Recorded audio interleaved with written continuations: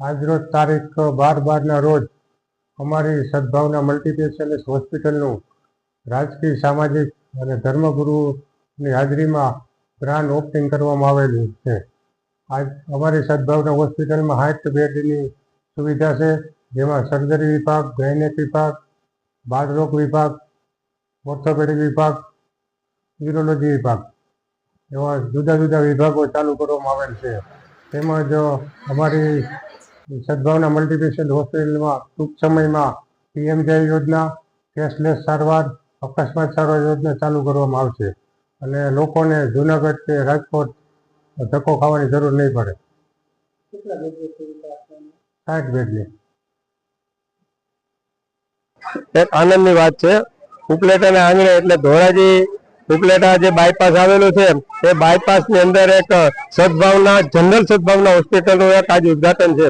આ હોસ્પિટલની અંદર બાળકોથી માંડી સર્જન છે, ગાયનેક છે અને લેબોરેટરી સંપૂર્ણ સુવિધા સાથે હોસ્પિટલનું આજે ઉદ્ઘાટન કરવામાં આવેલું છે.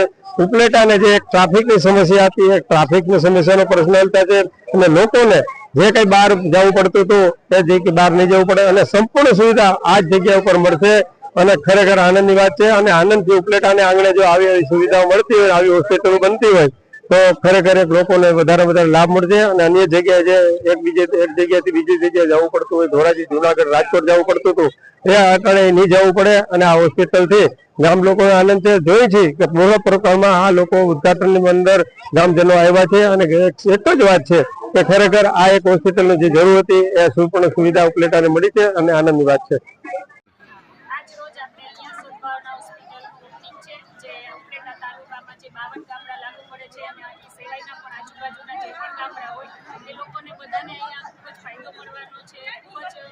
ઓછી અને મિનિમમ પ્રાઇસમાં બધી ડૉક્ટરની ટ્રીટમેન્ટ કરવાની છે. તો આ આપણે આજુબાજુના ગામડાના માણસો માટે ખૂબ જ સારું અને ખૂબ જ એવી ફેસિલિટીવાળી હોસ્પિટલ બની છે કે જે આપણા એરિયામાં ક્યાંય નથી.